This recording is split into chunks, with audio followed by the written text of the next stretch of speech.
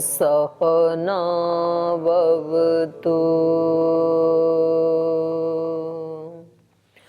सहनौ भुनक्तु सह वीर्यङ्करवावहै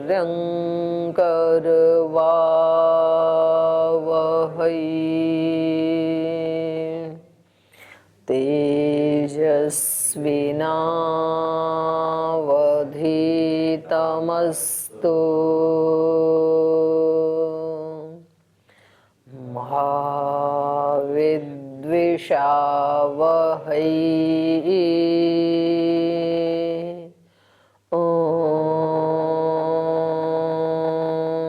शांति शांति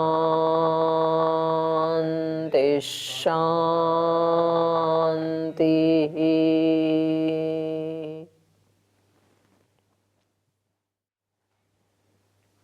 सूत्र पाठ। ओम। अथ तृतीय अध्याय चतुर्थः पादः। पुरुषार्थोतः शब्दादिति बादरायणः शेषत्वात् पुरुषार्थवादो यथा नेष्विति जैमिनिः आचारदर्शनात् तच्छ्रुतेः समन्वारम्भणात् तद्वतो विधानात् नियमाच्च अधिकोपदेशात् तु बादरायणस्यैवं तद्दर्शनात् तुल्यं तु दर्शनम् असार्वत्रिकी विभागः सत्वत् अध्ययनमात्रवतः न विशेषात् स्तुतैनुमतिर्वा कामकारेण चैके उपमर्दम च ऊर्ध्वरेतस्सु च शब्दे हि परामर्शं जैमिनी चोदना चापवदति हि अनुष्ठेयं बादरायणः साम्यश्रुतेः विधिर्वा धारणवत् स्तुतिमात्रमुपादानादिति चेन्न पूर्वत्वात् भावशब्दाच्च पारिप्लवार्थाः इति चेन्न विशेषितत्वात् तथा चैवाक्यतोपबन्धात् अतएव चाग्निन्धनाद्यनपेक्षा सर्वापेक्षा च यज्ञादिश्रुतेः अश्ववत् समदमाद्युपेतः स्यात् तथापि तु तद्विधेस्तदङ्गतया तेषाम् अश्वानुष्ठेयत्वात् सर्वान्नानुमतिश्च प्राणात्यये तद्दर्शनात् अबाधाच्च अपि च स्मर्यते शब्दश्चातु कर्मकारे विहितत्वाच्च श्रमकर्मापि सहकारित्वेन च सर्वाथापि त एवोभयलिङ्गत् अनभिभवं च दर्शयति अंतरा चापि तु तद्दृष्टेः अपि इसको ना लिंगात कर लेना है, ये मिसप्रिंट है। एवो भयलिंगात सर्वथापि ता एवोभयलिङ्गात् अनभिभवं च दर्शयति अंतरा चापि तु तद्दृष्टेः अपि च स्मर्यते विशेषानुग्रहश्च अतस्त्वितरज्यायो लिङ्गाच्च तद्भूतस्य तु न तद्भावो जैमिनेरपि नियमा तद्रूपा भावेभ्यः नाधिकारिकमपि पत्नानुमानात् तदयोगात् उपपूर्वमपि द्वेके भावम् असन्वत् तदुक्तं बहिस्तु भयथापि स्मृतेराचाराच्च स्वामिनः फलश्रुतेरित्यात्रयः आर्तिच्यमित्यौडुलोमिः तस्मै हि परिक्रियते श्रुतेश्च सह कार्यान्तरविधिपक्षेण तृतीयं तद्वतो विद्यादिवत् कृत्स्नभावात्तु ग्रहिणोपसंहारः मौनवदितेरेषाम् अपि उपदेशात् अनाविष्वकुर्वन्नन्वयात् ऐहिकम् अपि प्रस्तुतप्रतिबन्धे तद्दर्शनात् एवं मुक्तिफलानियमस्तदवस्थाधृतेः ओम। तो आइए अभी भाष्य देखते हैं। वेदांत दर्शन के तृतीय अध्याय का चतुर्थ पाद चल रहा है और कल हमने पढ़ा था, ये पूरे पाद में एक प्रसंग चल रहा है कि मोक्ष के लिए कर्म की प्रधानता है या ज्ञान की प्रधानता है। तो यहाँ जैमिनी और व्यास ऋषि दोनों के चिंतन मंथन से, मीमांसा से ये निकल के आया कि ज्ञान या उपासना की तो आवश्यकता है, प्रधानता तो उसी की है मोक्ष प्राप्ति में तो, लेकिन यदि दूसरे कर्मकांड आदि भी यदि किए जाएं सहकारी के रूप में तो उसका भी निषेध नहीं है। सन्यासी के लिए, मुमुक्षु के लिए। और मोक्ष प्राप्ति का अधिकार केवल 4 वर्ण आश्रम वालों को ही है ऐसा नहीं है, उसके अतिरिक्त जो इन चारों से जो भिन्न है तो वो भी मोक्ष प्राप्ति के अधिकारी हैं। अर्थात मोक्ष प्राप्ति के अधिकारी मनुष्य मात्र सब हैं। और इसी प्रसंग में फिर कल एक ये आया कि भाई ये जो 4 वर्ण आश्रम हैं जिनमें संन्यास आश्रम को सर्वोत्कृष्ट सबसे ऊपर माना है आरोहण के क्रम में, तो क्या इस आरोहण में अवरोहण भी हो सकता है? उसकी कोई गुंजाइश है क्या? तो शास्त्र का कहना है कि अवरोहण का कहीं विधान नहीं है शास्त्र में। आरोहण का तो है लेकिन अवरोहण का नहीं है, उसकी तो निंदा है। निंदा क्या है? उसकी तो निंदा भी नहीं है, बल्कि उसके लिए तो इन्होंने बताया कि कोई प्रायश्चित्त भी नहीं है। तो उसको तो महापातक कहा है यहाँ पर। तो ये हमने पढ़ा। लेकिन इसमें इन दोनों आचार्यों से अतिरिक्त कुछ आचार्यों का ये कहना है कि भाई इसको महापातक ना कह करके उपपातक मान लिया जाए, क्योंकि कहीं ना कहीं तो उस व्यक्ति को स्वीकार करता ही है समाज, चाहे वो हे दृष्टि से ही स्वीकार करे। और उसके ऐसे निर्णय से, मतलब जो उसने कुछ इंद्रियों के विषयों के प्रति कमजोरी होने के कारण जो इतने बड़े संकल्प को उसने त्याग किया, तो उसका एक दंड तो समाज ही दे देता है, उसका बहिष्कार कर देता है, बहिर्भूत हो जाता है वो वर्णाश्रम व्यवस्था से।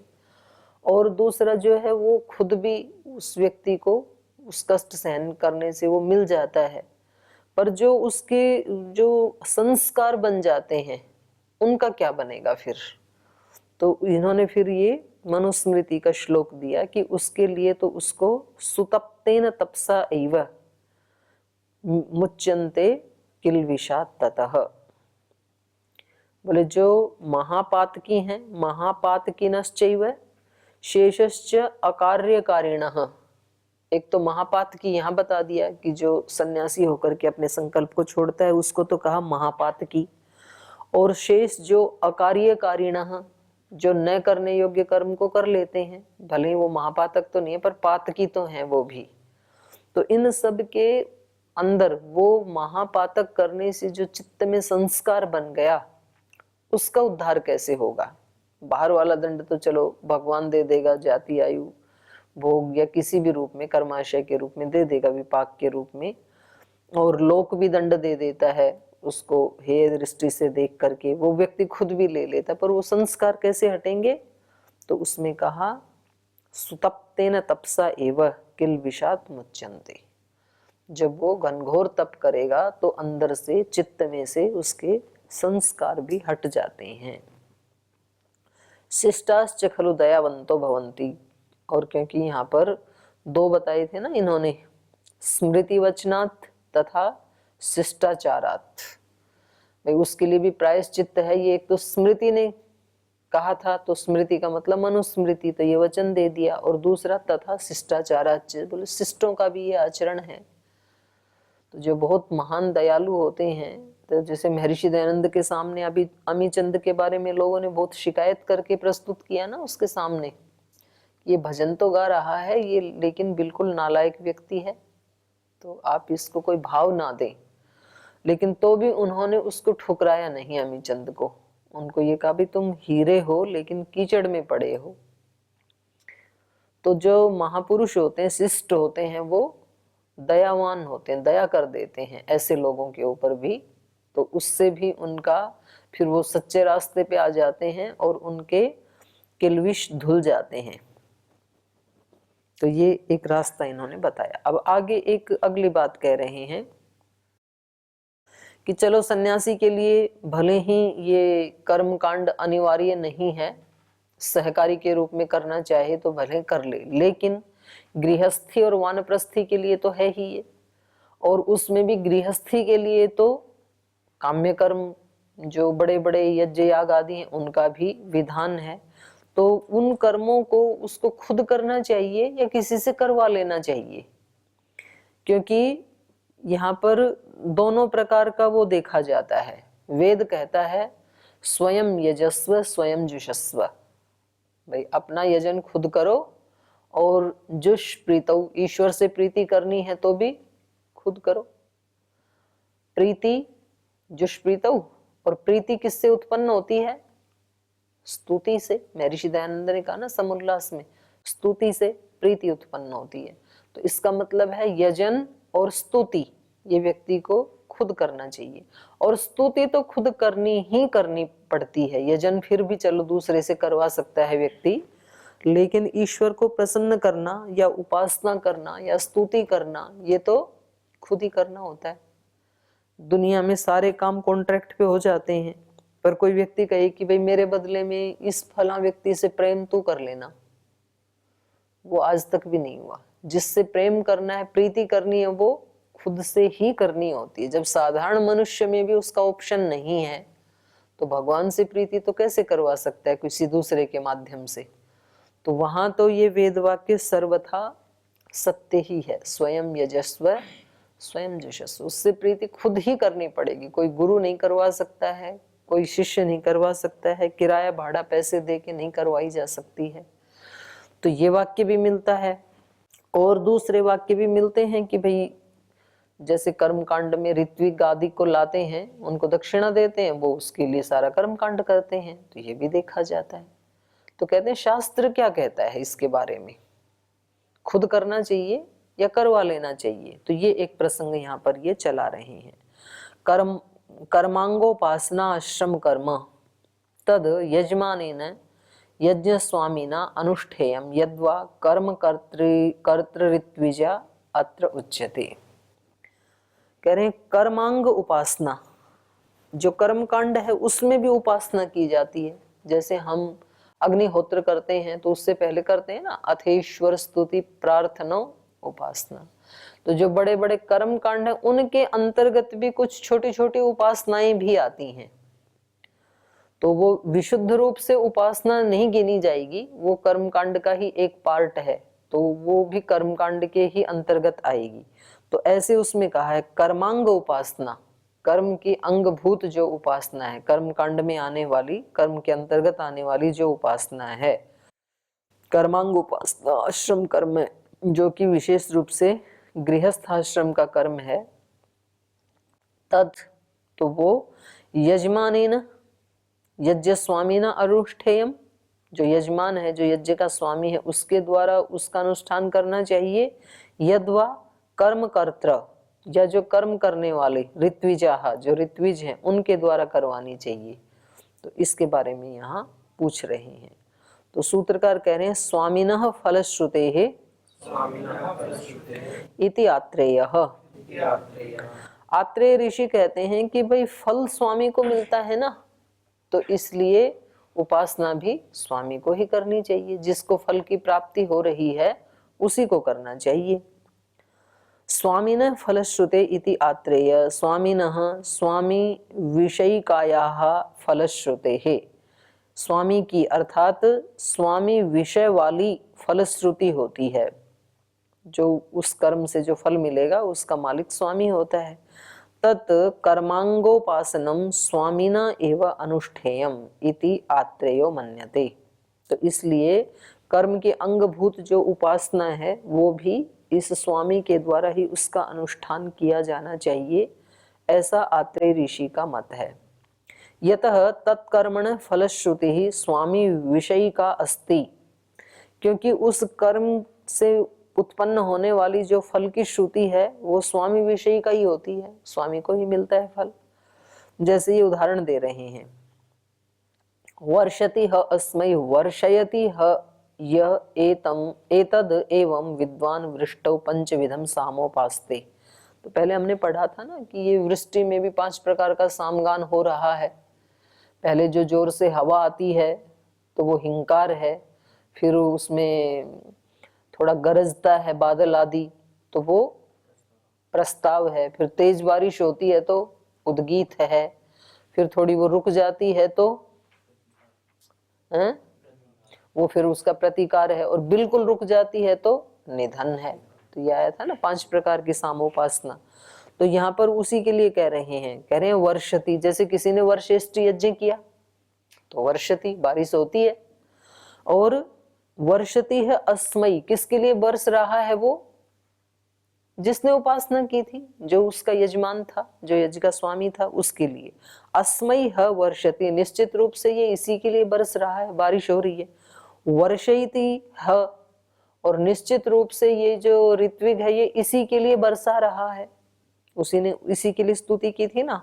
वर्षति है अस्मयी वर्षयति है, माने स्वामी के लिए ही बरसाता है। यह एतद एवं विद्वान, जो इस रहस्य को जानता है, तो वृष्टौ पंचविधम सामोपास्ते, वो ही वृष्टि के लिए 5 प्रकार के साम की उपासना करता है। तो इससे ये निकला कि भाई ये यजमान को ही करना चाहिए। आर्तविज्यम इति औडुलोमी तस्मै ही परिक्रियते, लेकिन इसमें औडुलोमी ऋषि का मत भिन्न है। वो कह रहे हैं कि ये उपासना आर्तविज्यम माने ऋत्विकों के द्वारा ये उपासना विधि होनी चाहिए। क्यों कह रहे? तस्मै ही परिक्रियते, उनको इस काम के लिए तो खरीदा गया है। परिक्रियते खरीदा जाना, तो खरीदा जाना थोड़ा सा अशिष्ट शब्द है, तो यहाँ पर हम कह देते हैं वर्ण किया गया है उनका, उसी के लिए चयन किया गया है। लेकिन वास्तव में तो दक्षिणा से खरीदा ही जाता है उनको। वो बता देते हैं भाई सोमयाग कराओगे तो इतनी दक्षिणा है भाई हमारी, हम 3 लाख रुपए लेते हैं, 5 लाख रुपए लेते हैं, ठीक है देंगे, आ जाओ। तो ये कह रहे हैं जब उनको लाया ही इस काम के लिए गया है तो ये उनको करनी चाहिए। और वास्तव में जो बड़े बड़े याग आदि हैं वो राजे महाराजे करते थे, तो उनके पास इतना टाइम भी नहीं होता है, क्योंकि राजा इतनी देर में स्तुति प्रार्थना आदि करेगा, इतनी देर में तो वो राज्य के और कुछ ऐसे उत्पादक कार्य कर लेगा, तो उसका टाइम जो है वो बचना चाहिए। क्योंकि स्तुति आदि तो जो है वो तो खुद ही करनी होती है, लेकिन इस प्रकार के जो धर्म के कार्य हैं वो तो दूसरे से भी कराए जा सकते हैं। मानो सर्दी है, किसी को कंबल बांटने, तो जरूरी नहीं है कि वो खुद अपने हाथ से ही जा करके दे के आई। उन्होंने किसी को पैसे दे दिए, भाई इनसे कंबल खरीदो और वहां जाके बांट देना, तो दूसरा व्यक्ति बांट सकता है, तो फल तो पैसे देने वाले को ही मिलेगा। तो ऐसा इनका मत है। कर्मांगोपासना भूतम कृत्यम आर्तविज्यम ऋत्विक कर्तव्यम ऋत्विजयी एव अनुष्ठेयम इति औडुलोमिर मन्यते। कर्म का अंगभूत जो उपासना है, कर्मांगोपासना भूतम कृत्यम, ये जो कृत्य है, आर्तविज्यम, आर्तविज्यम को ही खोला, ऋत्विक कर्तव्यम, ये ऋत्विकों के द्वारा किया जाना चाहिए। क्योंकि ऋत्विजयी एवं अनुष्ठेयम, उसी को खोल के बताया, ऋत्विजों को ही उसका अनुष्ठान करना चाहिए। इति औडुलोमिर मन्यते, ऐसा औडुलोमी ऋषि मानते हैं। कुतः तस्मै ही परिक्रियते, क्योंकि इस कर्म के लिए ही तो उनका वर्ण किया गया है, उनका चयन किया गया है। तस्मै कृत्याय ही स ऋत्विक तत्र यज्ञे व्रियते। तस्मै कृत्याय ही, उस कृत्य के लिए ही, स ऋत्विक, वो ऋत्विक, तत्र यज्ञे व्रियते, वहां यज्ञ में वर्ण किया जाता है। व्रियते वर्णित होता है, उसका वर्ण किया, इसी काम के लिए तो लाए हैं उसको। तो जिसको जिस काम के लिए लगाया है तो वो अपने काम को करे।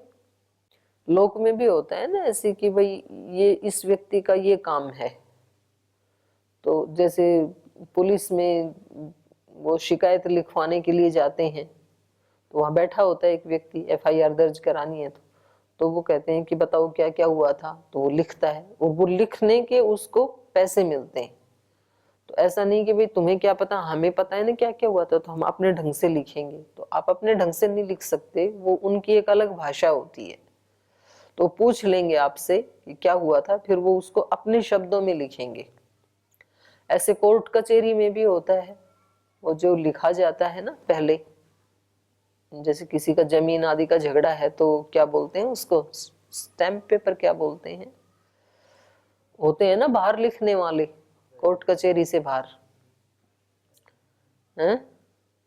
जो भी उसको बोलते हैं, पर वो भाषा अलग होती है। आप अपने घर से उसको लिख के नहीं ले जा सकते हो। आप बता सकते हो कि जी हमारा ये झगड़ा है, हमारी जमीन दबा ली या जो भी है, उसको फिर वो अपनी भाषा में लिखते हैं। पूछेंगे विषय आपका है, भाषा उनकी है, और उसके वो पैसे लेते हैं।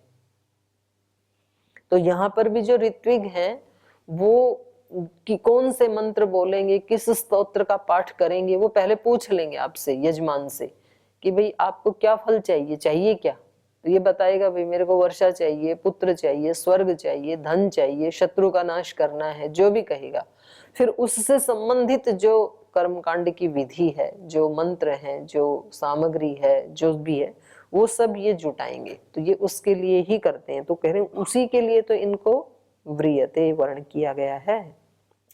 श्रुतिश्च, श्रुति भी इसका अनुमोदन करती है। श्रुति भी वही कह रही है, श्रुति वचनात् अपि एतत् सिद्ध्यति, ये श्रुति वचन से भी सिद्ध होता है। यत् यत् कृत्यम ऋत्विजे एव अनुष्ठेयम, कि वे कुछ कर्म ऐसे हैं कि ये कर्म ऋत्विज के द्वारा ही अनुष्ठान किया जाना चाहिए। जैसे ये इसका प्रमाण दे रहे हैं, याम वै कांचन यज्ञ ऋत्विज आशीषम आशास्ते इति यजमानाय एव तम आशासत इति होवाच। शतपथ ब्राह्मण का ही ये प्रमाण है।